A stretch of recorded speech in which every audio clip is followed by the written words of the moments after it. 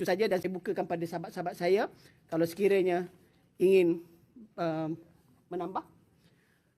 Ada nak tambah? Atau ada apa soalan? Macam tadi saya telah bertanyakan soalan di tambahan saya telah bertanya soalan kepada Yang Berhormat Timbalan Menteri berkenaan dengan soalan saya nombor 7, dan soalan tambahan saya berkenaan dengan geran sokongan kebudayaan GSSK itu yang masih ramai lagi yang tidak dapat geran tersebut. Dan saya difahamkan sejak daripada bulan 1 ada lagi permohonan yang masih lagi tiada jawapan. Dan bila disemak masih lagi dekat pejabat menteri. Dan apabila saya bangkit ini dalam parlimen, kenapa perlu Yang Berhormat Menteri sendiri luluskan untuk geran yang bukan bersamana pun? Biarlah KSU yang menguruskan tentang perkara pentadbiran tersebut. Tetapi Yang Berhormat Timbalan Menteri katanya akan menjawab secara tertulis. Jadi saya tak tahu apa yang berlaku di dalam MOTEK. Jadi saya harap Yang Berhormat Perdana Menteri dapat berikan perhatian dan mendengar rintihan rakyat Malaysia, dan MOTEK Malaysia amat merindui seorang menteri sewaktu macam zaman Tan Sri Ng Yen Yen, sewaktu zaman Allahyarham Kadir Syed Fadil, sewaktu zaman Chief Nadri. Dan hari ini Yang Berhormat Menteri bagai langit dan bumi. Itu saja. Terima kasih.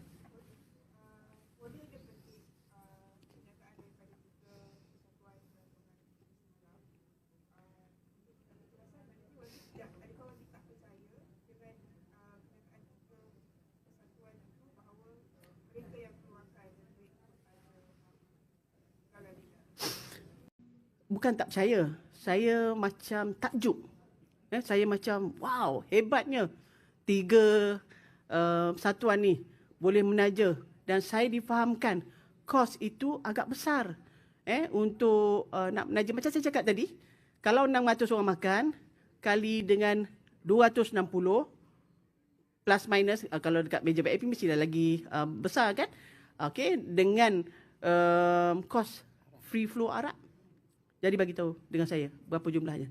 Tak ke lebih daripada nak mencecah hampir 300,000? Saya dah kira dah, lebih kurang lah.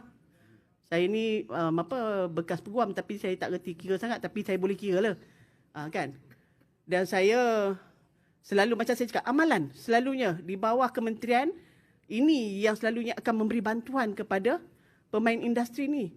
Dan bukan mereka, mereka suka sangat. Sebab tu saya cakap, sebab tu saya suruh SPRM masuk. Terdapat konflik of interest. Apa yang mereka seronok sangat mereka dapat, mereka beli jual package ni. Jadi adakah, bagaimana itu kita nak tahu. Bukannya kata saya tidak percaya, tetapi banyak perkara-perkara lain yang telah pun terbukti di belakang. Kalaupun mereka adalah sebagai co-host, di dalam Facebook, mereka pun tak ada menyatakan. Kalau kita penganjur, mestilah kita share. Kita hari ini seronok sebab kita berjaya menganjurkan. Kami berjaya menganjurkan. Tapi tak ada dalam Facebook 3 organisasi ni. Jadi perkara-perkara rentetan tu dengan tak ada atau cara, dengan tiada ni. Jadi sebab itu kita macam muskil. Dan sebab itu kita ingin bertanya kepada pihak kerajaan hari ini. Dan supaya apa yang berlaku. Dan kita jangan lupa. Rakyat Malaysia jangan lupa. Yang Berhormat Menteri ini bagaimana. Daripada awal lagi dia perang, dah 3 tahun. Daripada awal lagi dia perang, bagaimana dia masuk dan juga menerjah di immigration. Jangan kita lupa. Soal papan tanda. Jangan kita lupa. Lagi soal apa? Ya, mabuk. Okey lagi. Lagi soal apa? Jadi, Halloween. Perayaan Halloween, rakyat Malaysia. Semua sedangkan kita nak meraihkan Deepavali tak lama lagi. Tak boleh ke kita bawa satu program yang besar untuk Deepavali ni, dan daripada kita nak sambut Halloween. Halloween bukan kita punya budaya. Bukan budaya orang ASEAN pun. Kan? Jadi kenapa kita nak raih? Cuba bandingkan Facebook ataupun media sosial dengan negara-negara lain. Sangat berbeza. Kita pula, Tourism Malaysia pula nak promote perayaan Halloween. Dah terbalik dah ni. Okay? Dan jangan kita lupa, dengan mereka adakan program kolaborasi dengan Starbucks yang juga telah pun mencetus juga kemarahan rakyat Malaysia. Jadi itu antara perkara-perkara yang mana saya lihat yang Berhormat Menteri gagal. Saya tahu bila saya bercakap ni, ramai yang setuju dengan saya bahawa Menteri Motek ini ditukarkan. Tak perlu angguk, tapi saya tahu ramai yang setuju dengan saya.